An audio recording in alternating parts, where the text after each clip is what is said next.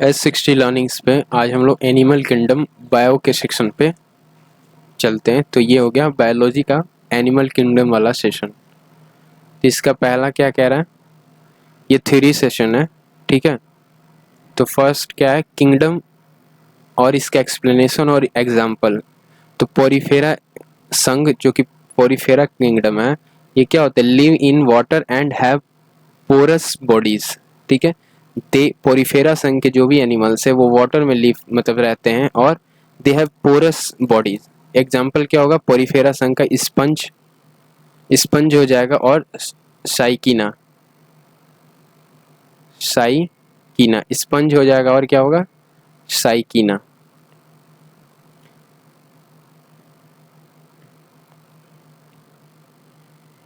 Sponge और साइकॉन। सिनिडेरिया, सिनिडेरिया संघ क्या है, animal with sticking cells. Jellyfish हो गया, सी एनिमल्स हो गया, और कोरल्स हो गए। हाइड्रा भी इसमें आएगा, हाइड्रा। नेक्स्ट प्लेटीहेल्मिन्थेसिस। प्लेटीहेल्मिन्थेसिस में क्या आ जाएगा, flat worms with soft flattered bodies. जैसे प्लेनेरियाज, टेप वॉर्म्स आ जाएंगे। Tape warm one of the standard है, टीसीएस में हमेशा ये पूछा गया है, टेप वॉर्म, ठीक है। तो टेप वॉर्म हो जाएगा, ये प्लेटीहेल्मिन्थेसिस का है।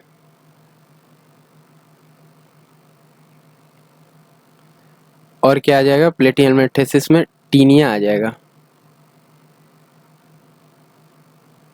टीनिया। और क्या आएगा, liver fluke, liver fluke, Taenia, liver fluke, tapeworm और प्लेनेरियंस, ये आ जाएगा प्लेटीहेल्मिन्थेसिस में। निमेटेटा में क्या आएगा,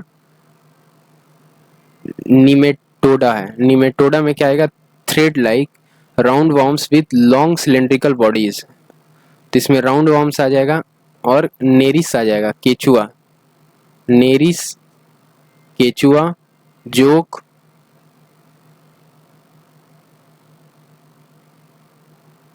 जोक हो गया। ये सब क्या आ जाएगा, निमेडेटा संघ में। एनिलीडा संघ का बताओ, एनिलीडा में आ जाएगा, ठीक है। ये एनिलीडा संघ के थे सब। ये निमेडेटा में तो राउंड वॉर्म्स है, ये स्टैंडर्ड है राउंड वॉर्म्स। एनिलीडा में अर्थ वॉर्म्स हो गया, लीच हो गया यानी जोक हो गया, और क्या हो गया, केचुआ हो गया, अर्थ वॉर्म्स, केचुआ। और क्या हो गया, नेरिस हो गया, नेरिस। मोलास्का संघ अब आते हैं, मोलास्का, मोलास्का यानी प्रोटेक्टिव सेल्स होते हैं इसके। तो मोलास्का संघ में क्या क्या आ जाएगा, स्नेल्स, क्लैम्स, ऑक्टोपस। ऑक्टोपस के कितने पैर होते हैं, 8। स्क्वैड्स हो गया, स्क्वैड्स हो गया, मोलास्का संघ में आ जाएगा। स्क्विड्स इसे बोलते हैं, squids.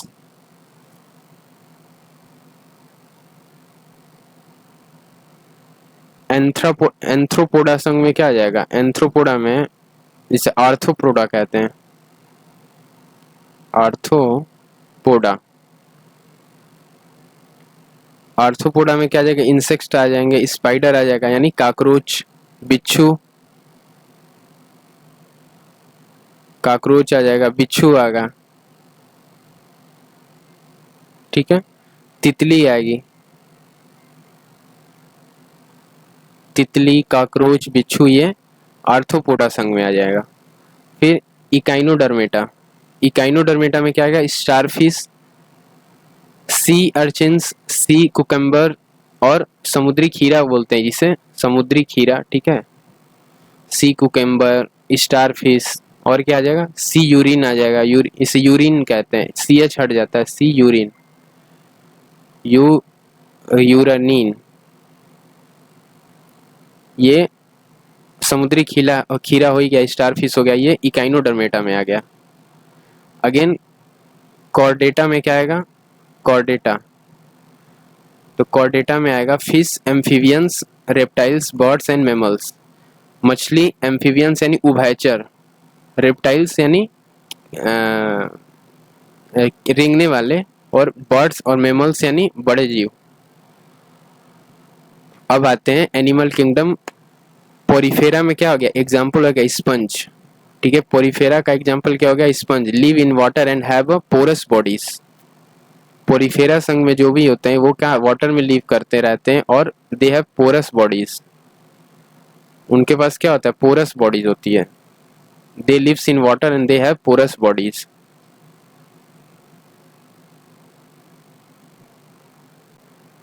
Next, animals with stinging cells यानी जेलीफिश, सी और कोरल्स, ये आ गया सिंडेरिया संघ में।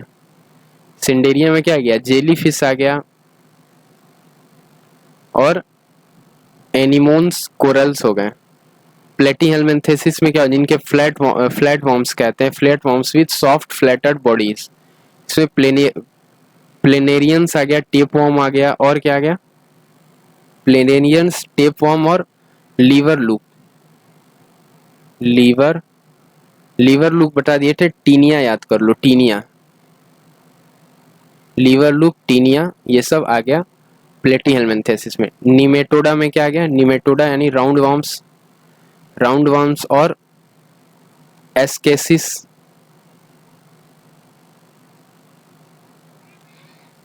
एस्केसिस हो गया, राउंड वॉर्म्स हो गया, थ्रेड वॉर्म्स हो गया, थ्रेड वॉर्म्स, और वुचेरिया। ये भी क्वेश्चन टीसीएस में बहुत बार आया, वुचेरिया, ये निमेटोडा संघ में आता है। निमेटोडा संघ में क्या आता है, वुचेरिया।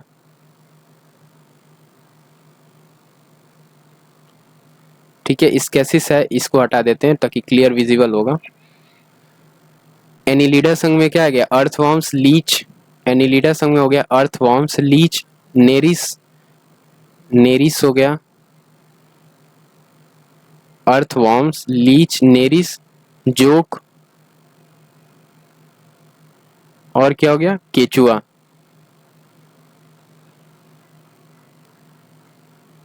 मोलास्का संघ में क्या आ गया, मोलास्का संघ में हेलोस्टिक हो गया, ऑक्टोपस हो गया, स्नेल्स हो गया, काम्स हो गया, स्क्विड हो गया, स्क्विड।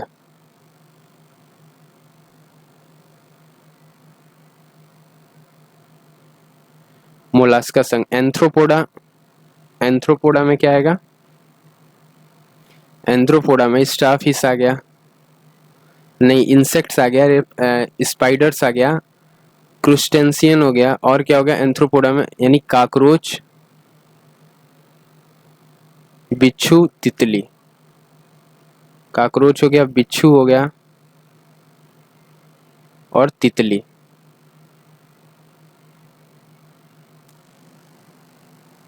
अगेन अगला इकाइनोडर्मेटा, इसमें हो गया स्टारफिश, अर्चिन्स, सी कुकेम्बर, इसे यूरेनिन कहते हैं, यूरेनिन। ठीक है, सी यूरेनिन, यूरेनिन, सी कुकेम्बर यानी खीरा, समुद्री खीरा, और स्टारफिश तो है ही, ये आ गया इकाइनोडर्मेटा में। कोरोडेटा में क्या आ गया, कार्डेटा जिसे कहते हैं, कॉर्डेटा, कॉर्डेटा। इसमें क्या क्या आएगा, तो कॉर्डेटा में आएगा fish, amphibians, reptiles, birds and mammals. अब आते हैं फिजिक्स के इंपॉर्टेंट लॉज पे। फिजिक्स के one of the important laws that have comed in the recent examination, Michael Faraday, इन्होंने electromagnetic induction, EMI, electromagnetic induction, ठीक है, EMI। तो देखो EMI पे करते हो ना, तो ऐसे याद करो, माइकल फेराडे अभी भी डे बाई डे EMI पे कर रहा है। डे है ना, तो हर डे यानी every day he is paying EMI। Electrolysis and law of electrolysis, तो लॉ ऑफ इलेक्ट्रोलाइसिस भी ये फेराडे पे कर रहा है। क्यों पे कर रहा है, देखो इलेक्ट्रोलाइसिस क्या होता है, कैटायन और एनायन से मिलता है ना, और बैटरी, घरों में जो बैटरी यूज होती है, घरेलू बैटरी जो होता है, तो सपोज करो वो गया मार्केट और घरेलू बैटरी खरीदा, क्योंकि उसके यहाँ इन्वर्टर की सुविधा लगानी थी, और वो पूरा कैश ना देकर EMI पे लिया है, तो इसलिए उसमें बैटरी में इलेक्ट्रोलाइसिस प्रोसेस होता है ना, तो EMI भी भर रहा है। और इलेक्ट्रोलाइसिस EMI क्यों भर रहा है, क्योंकि इलेक्ट्रोलाइसिस बैटरी में हो रही है उसकी, और जिस दुकान से खरीदा है वहाँ का EMI पे कर रहा है। इससे ये याद हो जाएगा इजीली। तो पहला था माइकल फैराडे का, दूसरा हो गया जॉन केपलर। जॉन केपलर ने प्लेनेटरी मोशन के बारे में बताया था, जिसे केपलर्स लॉ के बारे में भी, केपलर्स के 3 लॉ हैं, ठीक है। There are 3 Kepler's law, 3 Kepler's law. इसने प्लेनेटरी मोशन के बारे में बताया था, ठीक है। अलेक्जेंडर फ्लेमिंग, फ्लेमिंग का राइट हैंड थंब रूल होता है ना, डिस्कवरी ऑफ पेनिसिलिन। पेनिसिलिन की डिस्कवरी, यानी पेनिसिलिन का क्या काम होता है? पेनिसिलिन की डिस्कवरी एंडीज के जो है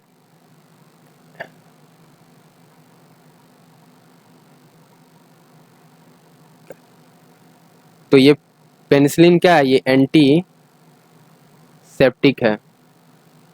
पेनिसिलिन ये मिट नहीं रहा है, एंटीसेप्टिक है।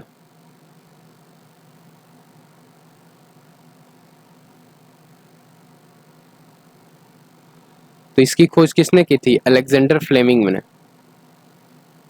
फ्लेमिंग फ्लेमिंग में क्या किया था? पेनिसिलिन की खोज थी, ये इंपॉर्टेंट है। अलेक्जेंडर फ्लेमिंग ने क्या किया था? पेनिसिलिन की खोज की थी, ये इंपॉर्टेंट लगा लो। मैक्स प्लांक ने क्वांटम थ्योरी की डिस्कवरी की थी। मैक्स प्लांक ने प्लैंक्स क्वांटम, यानी स्मॉल के से बताया जाता है, प्लैंक्स कांस्टेंट। स्मॉल के को क्या कहते हैं? Planck's constant. इसकी वैल्यू क्या होती है? Planck's constant. प्लैंक्स कांस्टेंट की क्या वैल्यू होती है बताओ? मैक्स प्लैंक था ना, और इसकी वैल्यू होती है 6.62 इंटू 10⁻⁻34 जूल पर केल्विन पर मोल होता है, metre square, kilogram metre square पर सेकेंड। प्लैंक्स कांस्टेंट होता है ना, जिसकी वैल्यू 6.62 इंटू 10⁻⁻34 और किलोग्राम मीटर स्क्वायर पर सेकेंड होता है। अर्नेस्ट रदरफोर्ड, रदरफोर्ड का तो जानते हो, न्यूक्लियस की खोज किया था, एटम के न्यूक्लियस की डिस्कवरी। मर्क्यूरी विलिकिंस, मर्सी है क्या? विल्किंस तक याद करो, विल्किंस। विल्किंस ने क्या किया था? X ray diffraction image of DNA. He has work on X ray diffraction image of DNA which lead to the discovery of the DNA double helix. तो ये X ray diffraction image of DNA, इसकी discovery किया था, which lead to the discovery of DNA double helix. तो DNA का जो double helix होता है, इसकी डिस्कवरी किसने की थी? विलिकन्स ने, डबल हेलिक्स की डिस्कवरी। तो ये भी इंपॉर्टेंट लगा लो।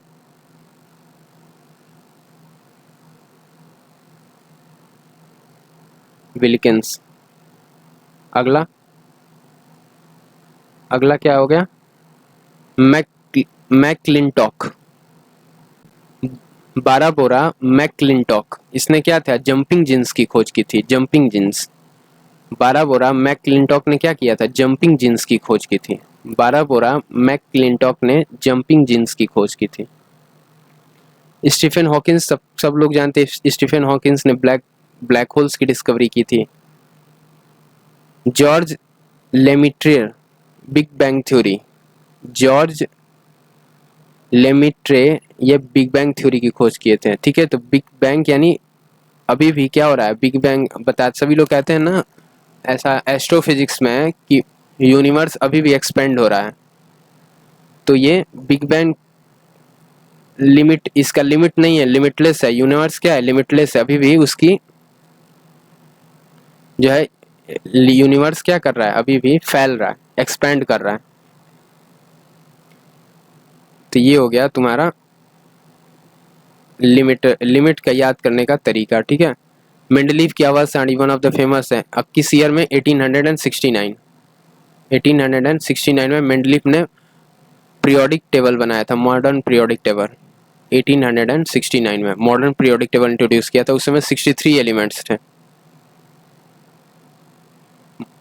अभी फिलहाल में इन नाउ जब बनाया था तो 63 थे, अभी 118 एलिमेंट्स हैं। तो मॉडर्न पीरियोडिक टेबल की डिस्कवरी किसने की थी? मेंडलीफ ने। अगला, मैडम क्यूरी और मैडम क्यूरी ने क्या, बेकुरेल, हेनरी बेकुरेल ने मिलकर और क्या किया था? रेडियो एक्टिविटी की खोज की थी along with हेनरी बेकुरेल, और ये 1896 है, ठीक है, 1869 नहीं है, ये ठीक था 1869, ये 1896 में, 1896 में। तो देखो दोनों कंसेक्यूटिव है, केवल डिजिट चेंज कर देना। मैडम क्यूरी ने रेडियो एक्टिविटी की खोज की थी। तो पीरियोडिक टेबल में कई एलिमेंट्स ऐसे होंगे जो रेडियो एक्टिव होंगे, जिनका नेचर क्या होगा? रेडियो एक्टिव होगा। वो रेडियो एक्टिव वो एलिमेंट्स होते हैं जो अल्फा, गामा और बीटा, ये क्या है, विकिरण के टाइप्स हैं, ये उत्सर्जित करते थे और इनका दिन प्रतिदिन क्षय होता है। रेडियो एक्टिव एलिमेंट्स बहुत सारे जगह पे काम आते हैं, जैसे कोबाल्ट 60, इसका यूज कैंसर के उपचार में किया जाता है। और यूरेनियम 235, इसका यूज क्या किया जाता है? एटम बम बनाने में। एक्सरे डिफ्रैक्शन डिस्कवर्ड किसने किया था? एक्सरे डिस्कवर ये कॉनरेड रॉटजन ने, ठीक है, रॉटजन का एक्सरे डिफ्रैक्शन, रॉटजन। तो रॉटजन ने क्या किया था? एक्सरेज की खोज की थी। रॉटजन ने एक्सरे की खोज की थी, ठीक है। और किस ईयर में खोज किया था? 1895 में, 1895 में रॉटजन ने एक्सरे की खोज की थी। अगला, तो इतनी चीजें हो गई, ठीक है, रिवाइज तो नहीं करना है क्योंकि आसान है। आइजैक न्यूटन ने law of motion and universal gravitation, G की वैल्यू क्या होती है? 6.67 इंटू 10⁻11 न्यूटन मीटर स्क्वायर पर किलोग्राम स्क्वायर, ये जी की वैल्यू है। Universal gravitational constant, universal gravitational constant,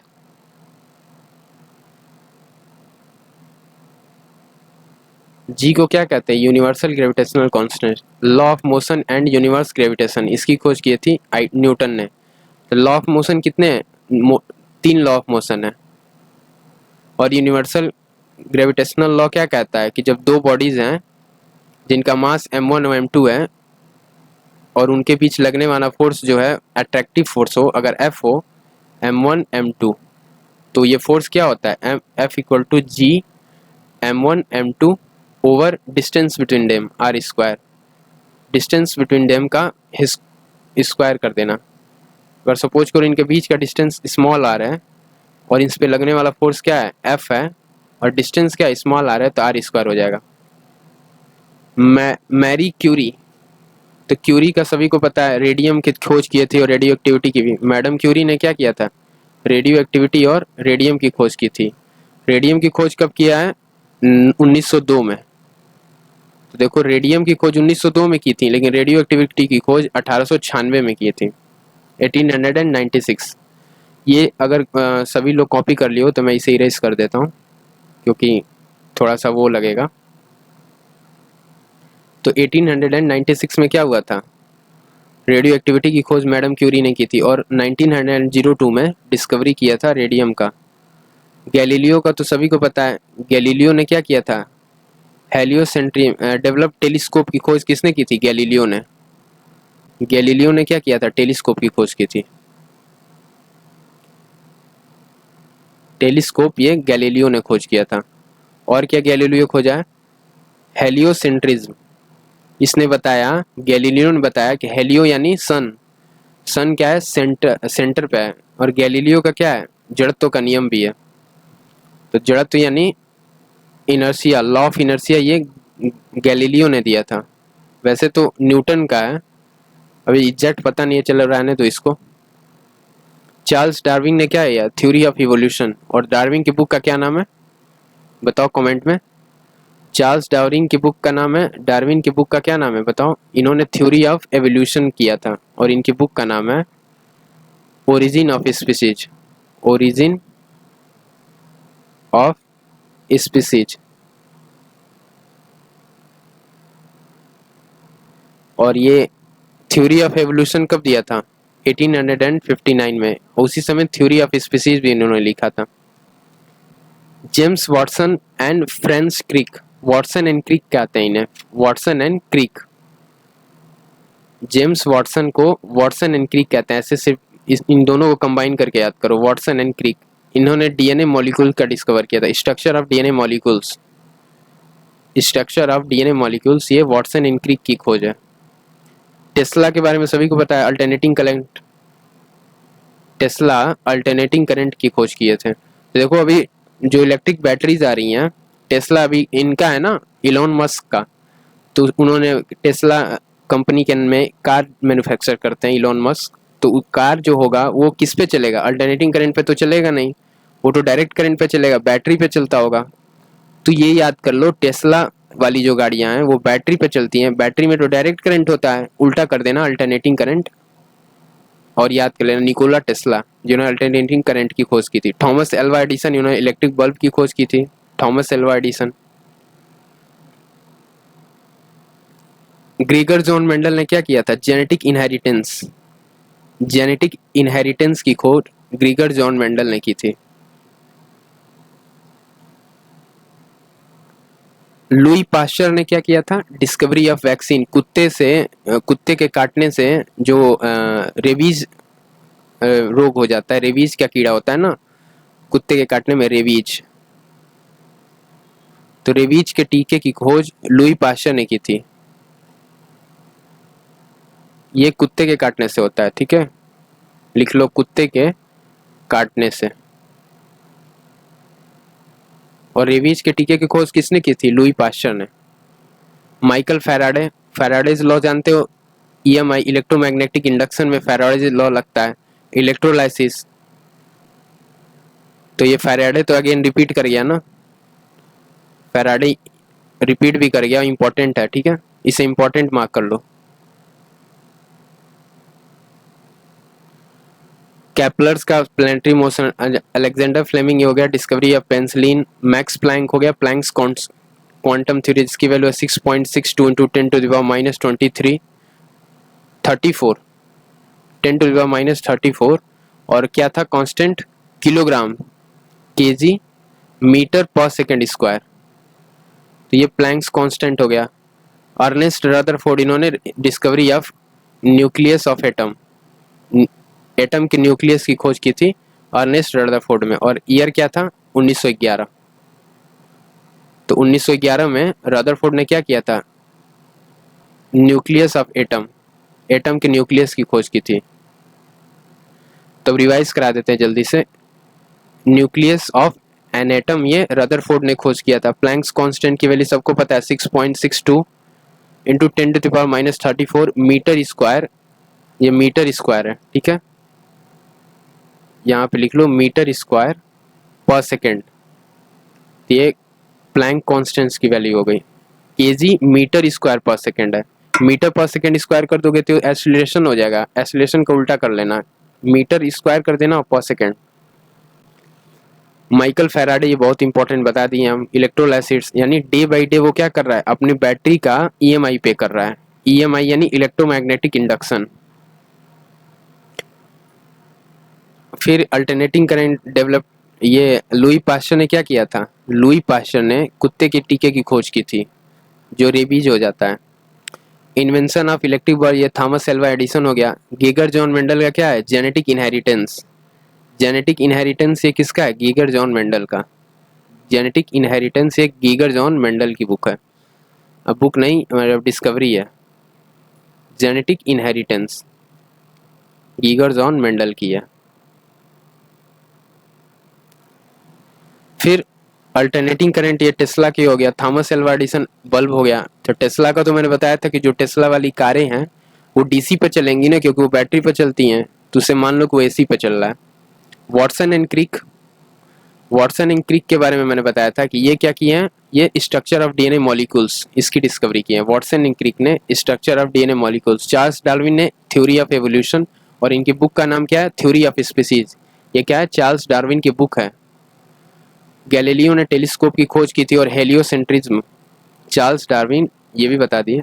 और ऊपर चलो, मैडम क्यूरी ने 1902 में क्या बताया था? डिस्कवरी ऑफ रेडियम, रेडियम की खोज की थी। जो भी घड़ियों में आप लोगों ने देखा होगा, जो और जगह देखा होगा, रेडियम जो कि रेडियो एक्टिव एलिमेंट है, इसकी खोज की थी 1902 में।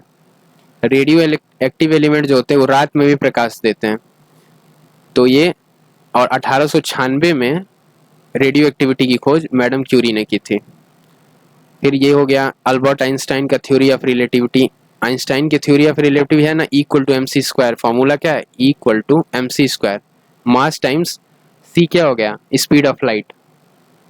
तो आइंस्टाइन का फेमस फॉर्मूला है इक्वल टू MC स्क्वायर। ये एनर्जी हो गया, इसे जूल में ले लो। एनर्जी की क्या होगी यूनिट? जूल हो गई ना। फिर law of motion, universal law of motion and gravitational law, ये दिया था आइजैक न्यूटन ने। और मोशन के 3 लॉज हैं, ठीक है, 3 लॉज ऑफ मोशन है। अगर बताना हो तो जल्दी से 1 बाय 1 बता देता हूँ मैं। फर्स्ट लॉ ऑफ मोशन, जो कि क्या आता है? Law of inertia. इसे क्या कहते हैं? लॉ ऑफ इनर्शिया, जड़त्व का नियम,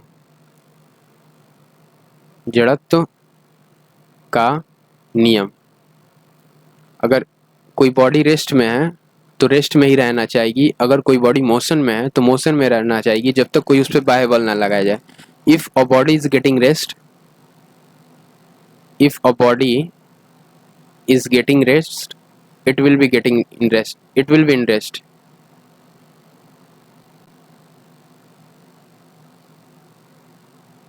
It will be in rest, and if a body is getting motion, it will be motion until unless there are no external force applied on it.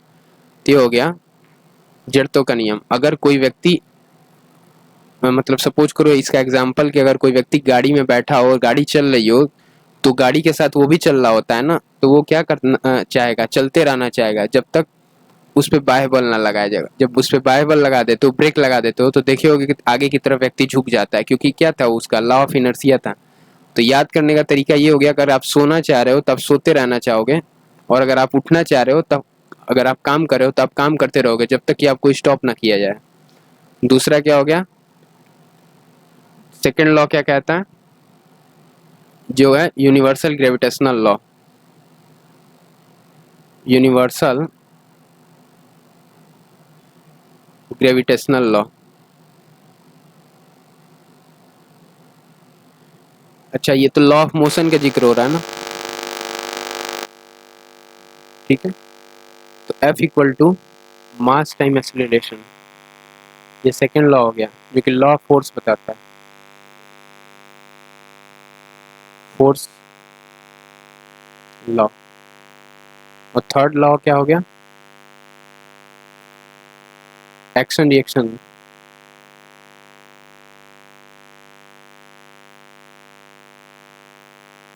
Action reaction law. Every action has a equal and opposite reaction, इसका theory हो गया। Every action has a equal and opposite reaction. तो rocket कैसे चलता है? अगर rocket में force जो ऊपर की तरफ लगता है, नीचे की तरफ जो फोर्स लगता है, तो उसे क्या करता है? ऊपर की तरफ धकेलता है। तो ये एक्शन रिएक्शन पेयर का हो गया। अभी चंद्रयान 2 लॉन्च किया गया ना, तो इस पे फोर्स F1 लगेगा तो ऊपर की साइड, तभी रॉकेट ऊपर की साइड जाता है F2 के फोर्स से। तो F1 इक्वल टू क्या हो गया? F2। यहाँ फोर्स से रिएक्शन है ना, तो चलो ये तीनों हो गया। तो ये न्यूटन का हो गया। बाकी ऊपर वाला रॉड्सन हो गया, एक्सरेज की खोज की थी रॉड्सन ने 1895 में, 1895 में रॉड्सन ने एक्सरेज की खोज की थी। बाकी मैकक्लिंटॉक ने जंपिंग जीन्स की खोज की थी। जेनेटिक ट्रांसपोजिशन, जेनेटिक ट्रांसपोजिशन या फिर जंपिंग जीन्स, इसकी खोज किसने थी? बाराबेरा मैकक्लिंटॉक, बाराबेरा मैकक्लिंटॉक ने जेनेटिक ट्रांसपोजिशन और जंपिंग जीन्स की खोज की थी। विलिकन्स ने क्या किया था? DNA का डबल हेलिक्स बताया था। अलेक्जेंडर फ्लेमिंग का बाकी ऊपर वाला सब पीछे बता ही दिया। अब केमिस्ट्री वाले सेक्शन पे चलते हैं। इसमें है alkali metals, alkaline earth metals और ट्रांजिशन मेटल्स, इन तीनों का जिक्र करेंगे। ठीक है, तो इस सेशन को भी छोटा सा रखते हैं, नेक्स्ट वीडियो में मैं केमिस्ट्री वाले सेशन को कवर कराऊंगा।